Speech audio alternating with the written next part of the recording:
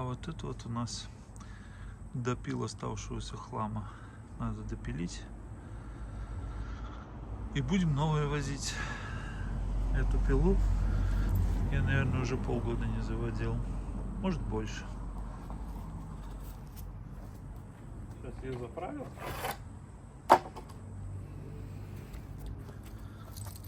Вот. Она мне больше, чем 340 или 380 нравится, потому что здесь карбюратор не двухмиксовый. Здесь обыкновенный карбюратор. Вот. Ну, попробуем, заведем. Надо допилить это барахло. О! Ох ты!